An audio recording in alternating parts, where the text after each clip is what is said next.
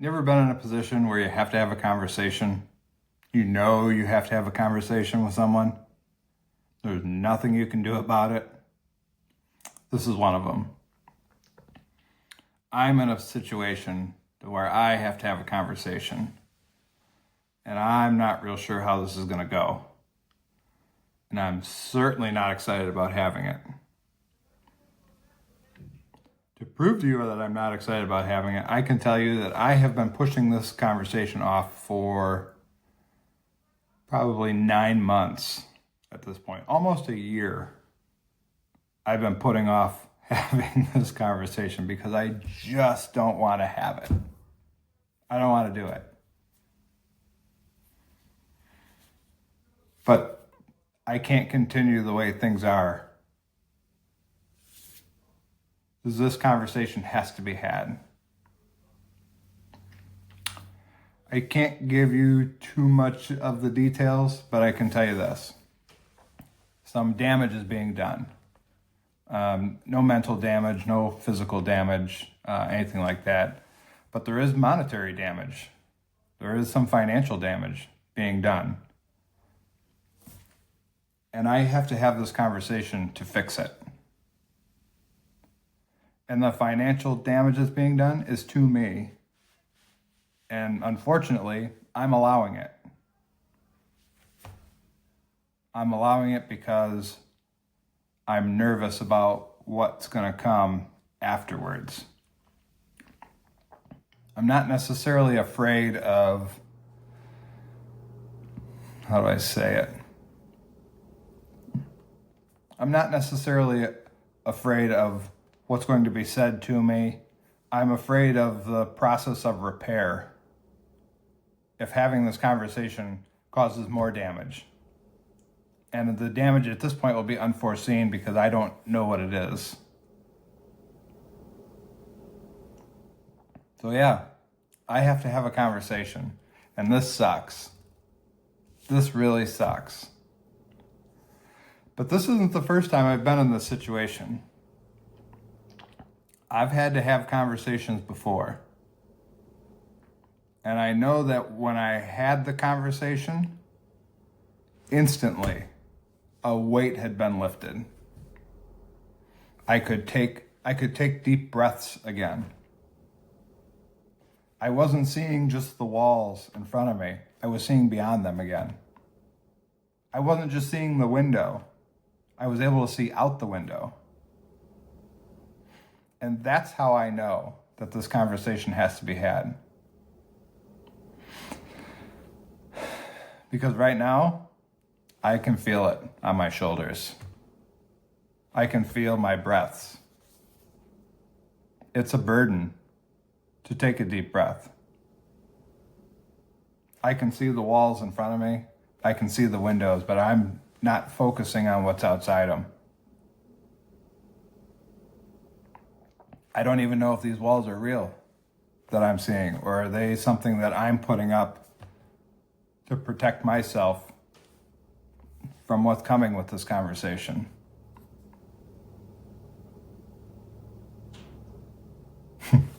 It sucks. It really sucks. It's a double-edged sword. I have to have the conversation to end a situation that I'm enabling. I don't think anybody is setting out to take advantage of me. But my enabling is allowing the situation to be there for advantage to be taken. And I can't keep doing that. And I know I can't keep doing that. But for some reason, I can't stop it yet. Again, we're 8-9 months in and counting.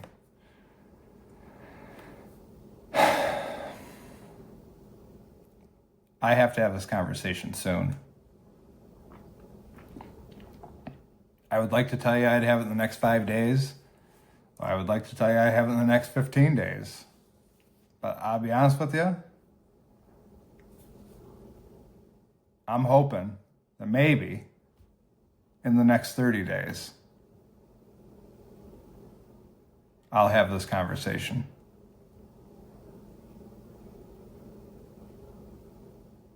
But it has to be had. And this really sucks. This really sucks, but this is what life is. Life isn't all headlines. It's stories. Life isn't new cars and fancy houses and vacations. People have to go outside and cut the grass. People have to paint the trim. People got to fix doors. I mean, this is the nitty gritty of life. This is what life really looks like. And it's not all fun. And it's not all success. But there is success in the dirt. There is success in these conversations. And I'm aware of that. I'm fully aware of that. But it's tough. It's tough because this conversation that I have to have is going to end an agreement that I made. I'm the type of person that pulls my own weight. I carry my own rope. I make sure that my footprint somewhere is nice and neat and small. It's not messy and all over the place for everybody else to pick up or worry about me or watch me or anything like that. And this conversation is going to stop a piece of that. But on the other side of the conversation, it's going to make it easier for me to carry my own weight, pull my own rope, be my own person, be my own responsible person on the other side. It's going to give me more opportunity to do that. And believe me, I know I have to have this. I just don't wanna. Sometimes I wish that other people would step up and say stuff so that I didn't have to have a conversation like this.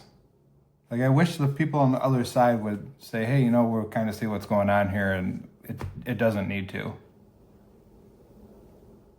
Because that would give me an opportunity to appreciate them. It would give me the opportunity to feel like I'm important. It would make me feel like I'm being thought of. But unfortunately, that's not going to happen here. And that leads only one thing to do, and I have to have this conversation. So yeah, that's where we are.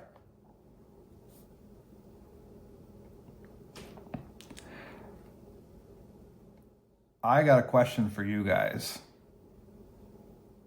Let me pose a question this way. Do you think I'm building this up to be too much? I know I didn't give you any details or anything like that, but what kind of person are you? Are you the person that overthinks and overprepares? Or are you the rip the Band-Aid off and we can deal with the problems as we see them type? Which one are you? Because a lot of times, I'm the rip the Band-Aid off. Or I like to appear that way. But I will tell you this. I will not just rip a Band-Aid off without already knowing what's going to happen. I won't show all the planning in the background, but I will show the ripping of the Band-Aid off. But don't think for 1 minute I don't know where all those pieces are going to fall. And that's where my struggle is here now. I mentioned before that I've had conversations like this in the past. And I'm talking this is like a level 3 conversation I have to have. And maybe about 10 years ago, man, I started at level 10. This was level 10 stuff. And then we had the level 10 conversation, and the whole world, well, my whole world, was up in smoke. And then there was a repair period. And then there were some 7s in there and repair periods. And there was a 5 in there not too long ago, actually, maybe a year or 2 ago. And there was a repair period. And now here I am. I'm at a level 3. Freaking out like it's a level 10. But that's what I do. I always prepare for the level 10. Even if it's a level 3. And I think that's good because it gives me control over how I want this to look, how I want it to end, how I want everybody to feel afterwards. But I'll tell you this, all the preparation I do that covers how everybody else is going to feel afterwards doesn't get reciprocated. And if it does, I don't know about it. Or it hasn't got to me yet. But if I don't prepare for level 10, this level 3 is going to bite me in the butt and it's not going to be fun. So I don't know. I know preparing for the level 10 is a good thing, but I do think that always preparing for a level 10 is probably more harmful than good. Because here I am, 9 months into having a conversation with someone that's very easy to speak to. Like this person is easy to talk to about most things. This one, not too sure. So that's what I have going on today. And probably every other time that I'm not on camera, I'm either worrying about work or worrying about what's going on at home or having this conversation. So we'll see. But please, leave some comments down below and let me know with the little details that you have.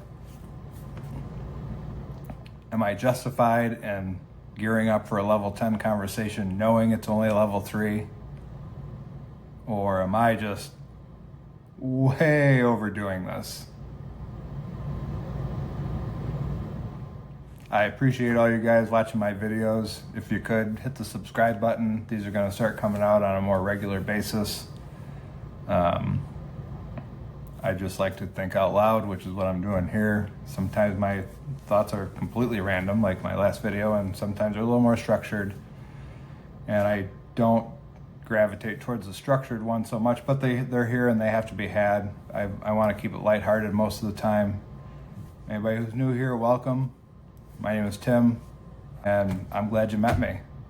See ya.